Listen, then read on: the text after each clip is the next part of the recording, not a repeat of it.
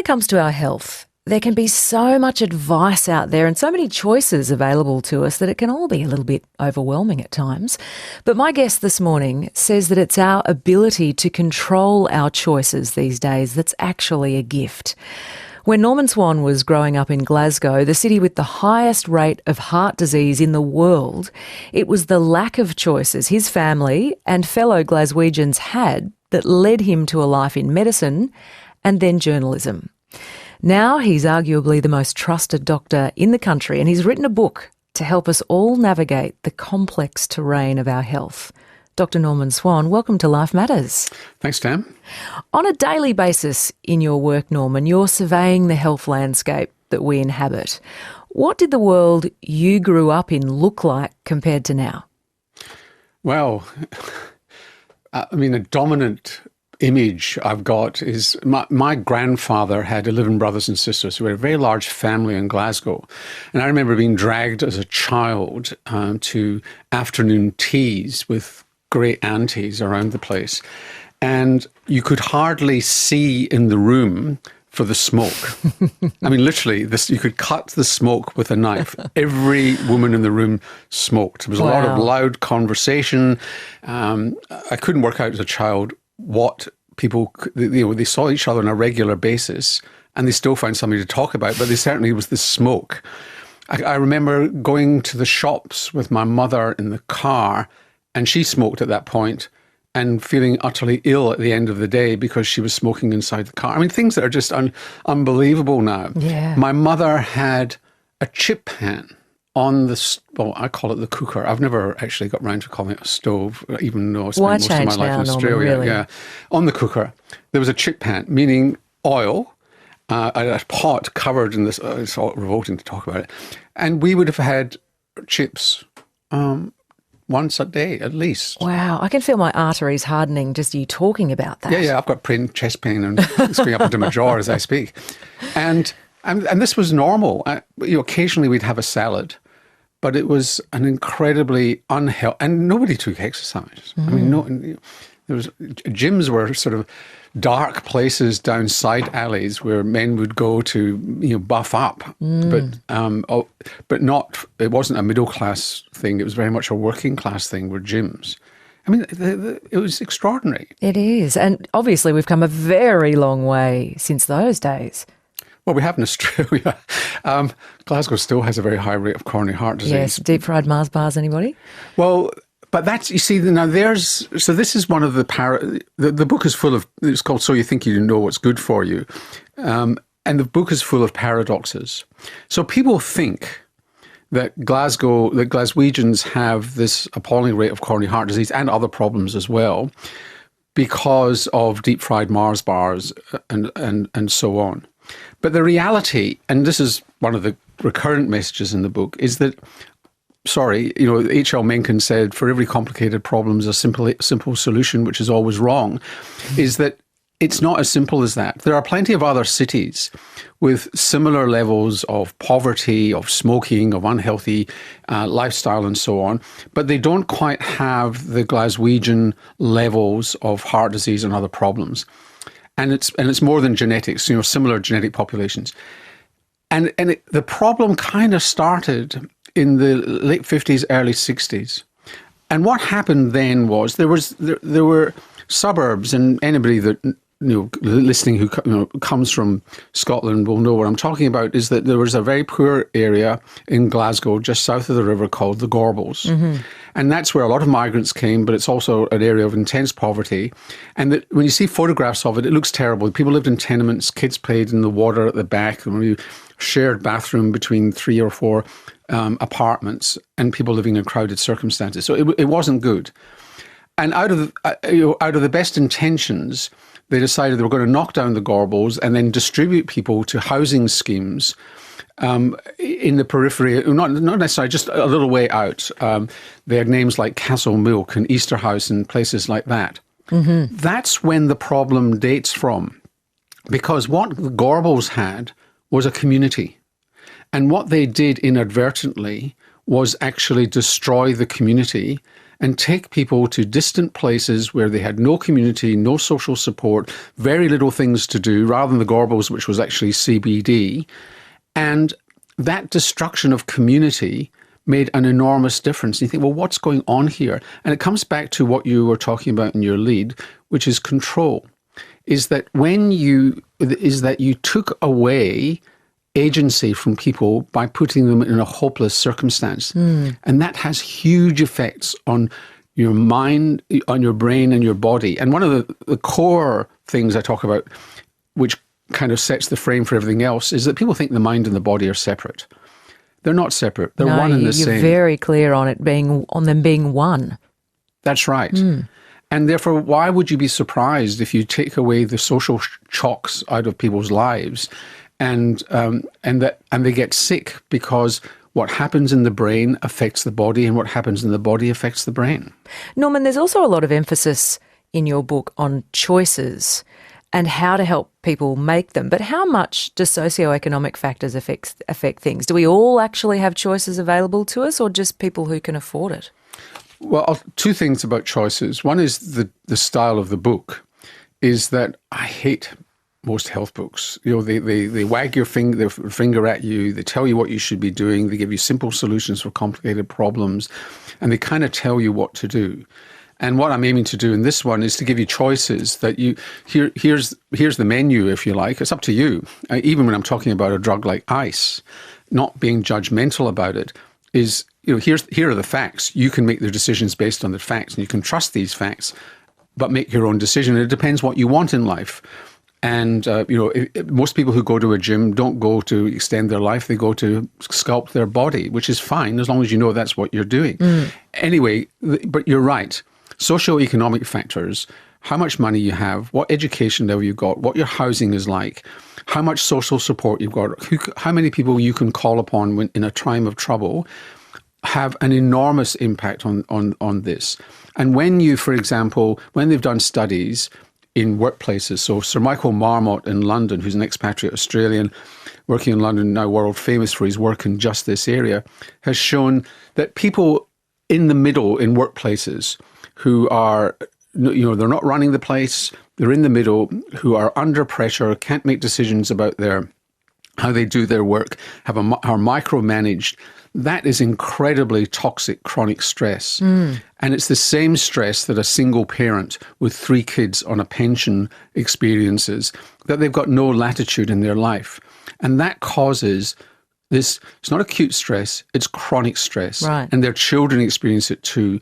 And it's erosive both on development and on how your body works. So it's impossible to understand that concept of chronic stress unless you accept then that the mind and body are one. Yes, that is absolutely right. And people resist this. They say, well, doctors are terrified about saying to people, look, I think you're a bit depressed, and that's, there's 2 things going on here, and what happens in your brain is affecting your body. People say, oh, he's telling me that or she's telling me that I'm nuts, and it's that it's all in my head, which is not what's happening. They're much more relaxed about this concept in Europe, which is that the mind and the body are one. And what you eat affects your brain, and what goes on in your brain affects the rest of your body. I really like that in your book, Norman, you're very straight talking and you don't pull any punches. You describe yourself as a doer Scot who's sensitive to bullshit and doesn't care much if you pierce a few bubbles as long as there's good evidence to support your sometimes jaundiced views. You get a bit cranky at times, which I quite like. Fair to say you're not a huge fan of the term wellness. Tell us why that is. Well, it drives me nuts. The other one is resilience. We'll come to that, no doubt. Okay, I'll write that down. We'll come back. Life Matters is, I used to present Life Matters, so I know resilience is a core concept for Life Matters. We'll burst our Life Matters bubble in a minute. But anyway, wellness, look, the whole wellness thing is just drives me completely bonkers. So that it's this notion that there is somebody in the world who jumps out of bed in the morning, full of beans, feeling great, everything's fantastic. I've got the most beautiful children in the world. I go and wash my teeth, my perfectly formed white teeth in the mirror, admire either my flat abdomen or my thin thighs, and and then I go on with the day, and the day just unfolds. Are you saying that's not magic. normal? Well, you and I experienced that, but does anybody else? But that's this wellness thing, that there's something called wellness when in fact most of us get out of bed feeling crap. And, if you think hard about it, you're a bit sore from your yesterday's exercise. And you look at yourself in the mirror and you think, there'll never be a six-pack there. I'm never going to get beyond this Pinot Noir abdomen I've got. And you just, you're not feeling great, but, you eventually feel okay. And the fact of the matter is, how would you know you're feeling well and feeling great if a lot of the time you're not feeling great? It's just the world is, you're dealing with and so on. You need this cycle of life and this notion that there's some high point that you should be reaching all the time if you only eat this green or red gunk. My guest is Dr. Norman Swan, physician and journalist, and the author of a new book called So You Think You Know What's Good For You. We're talking about Norman's aversion to the term wellness. So instead of wellness, Norman, you offer up a different approach, that of good enough. Why should we be striving for good enough? Simply because it's practical.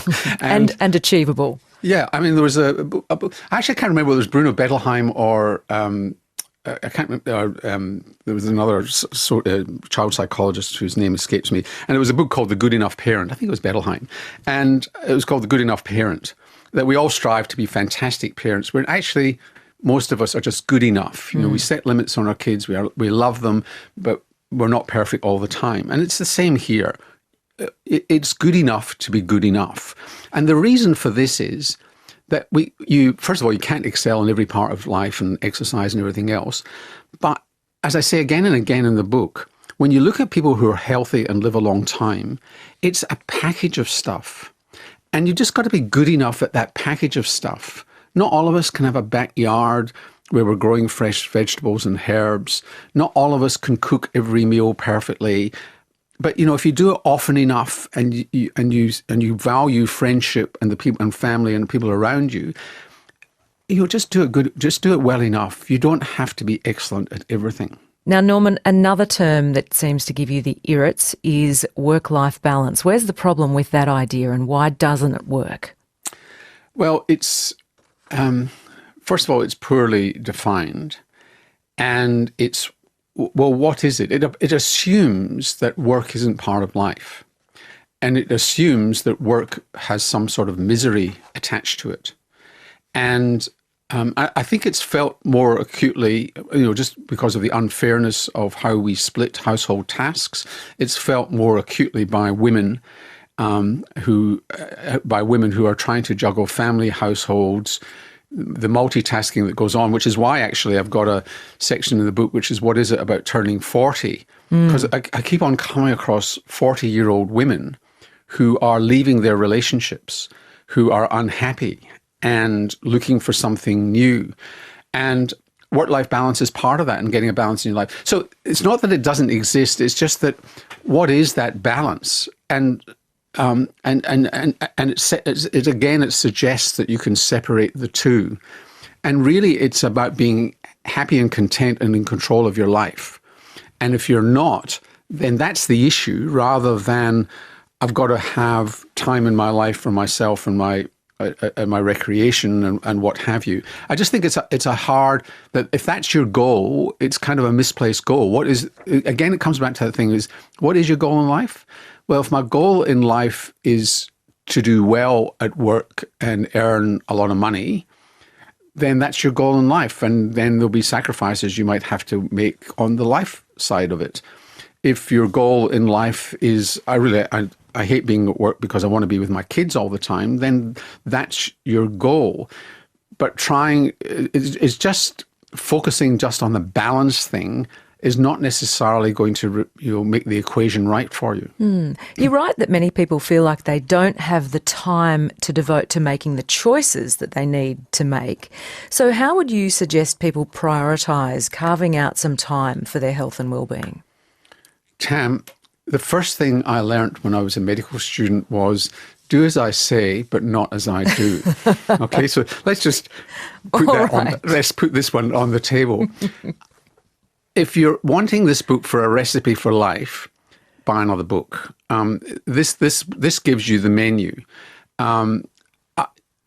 The problem is, as exactly as you said at the beginning of our conversation, is that some people don't have the luxury of that choice. Let me give you an example of how it actually can come together quite well for you without actually having to do very much. And it's in a section I call Forget the French, the Paradox is Greek. Mm-hmm.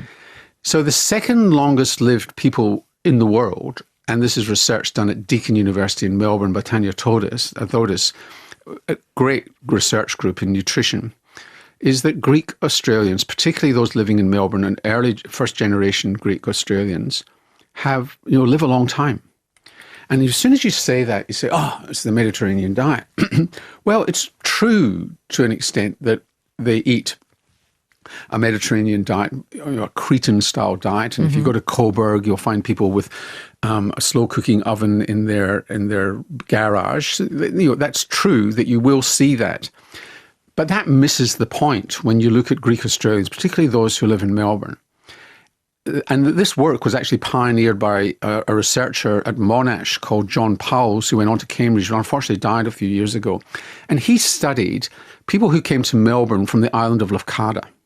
And he compared the people in Melbourne from Lefkada to their brothers and sisters and first-degree relatives back in Lefkada. And he noticed years and years ago that they did better in Australia, even though they adopted some aspects of the poor Australian lifestyle, like eating a lot of meat and so on. But later in life, they have returned to more of a Mediterranean lifestyle. But that's not all. They have either an allotment or a backyard, and they grow their vegetables, their own vegetables or their own herbs, even if they don't have a very big backyard. And that's used fresh in cooking. So you've got the raw food movement. What's very clear is that cuisine and how you cook is very, very important, because in that pot is a chemistry set that produces very potent antioxidants and different kind of chemicals, and I talk about a lot of this in the book, than you could find in any pharmacy. So it's about keeping it simple with a Mediterranean diet. And how you cook. But that's not all. So they're getting a bit of exercise in the yard. They're often having frequent family dinners. And they probably never left religion, but they've certainly returned to the Greek Orthodox Church later in life. So there's that sense of community as well. Yeah. And then on top of that, if you are into Greek Orthodoxy, there's about 100 fast days a year. Ah, interesting. Now, these are not Michael Mosley fasts. Sorry, Michael. These are best described as vegan fasts. So they, and again, talk about it in the book, is that they, for 100 days a year, and presumably not everybody ascribes to that, they don't eat meat, fish or anything, or dairy, and they just have they have plant foods for a day. Right. So interesting talking about the diet. You also talk about other simple elements of life and the importance of prioritising the 4 Fs: fun, fitness, family, friends, as well as making pleasure a priority and prioritising sex. That doesn't sound very medical. Does that actually make a difference to our health?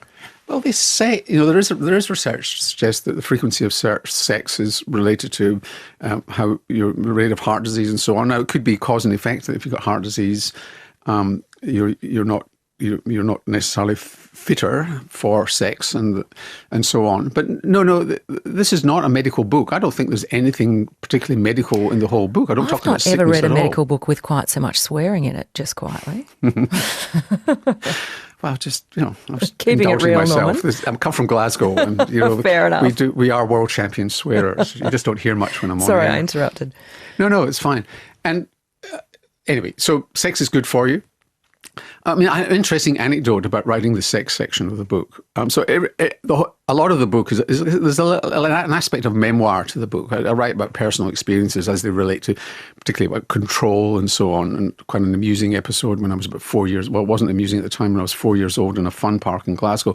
But anyway, so it's very anecdotal, and I tell anecdotes throughout it, except in the sex section. I stayed away from anecdotes in that. I noticed that. It was quite brief. Yeah, well, no, it's quite a long section, but I wrote it. My advice from people who've written a lot of books is, just get it down. So when I wrote the sex section, And then I wrote down, I thought, this is just written by a heterosexual white man. And then I did research that I should have done before I started. And I've been reporting on gay politics, on HIV and other things for many, many years. I thought I knew this stuff. But my eyes were opened to the whole LGBTIQ experience, and I've tried to integrate that into it because the experience of sex and sexual identity has changed. And some of this book was driven by conversations I've had over many years with millennials and the questions that they've got. And sex is a source of anxiety. And so that my sex section is called Sexiety and my sleep section is called Sleepiety because we have this unnecessary level of anxiety. And so,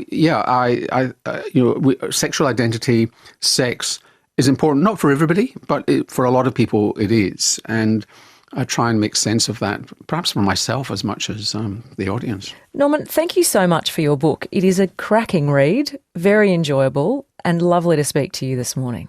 You're very kind, Tam. Thanks very much. Dr. Norman Swan, RN broadcaster, co-host of CoronaCast and author of the new book, So You Think You Know What's Good For You, the ultimate health guide from Australia's most trusted doctor.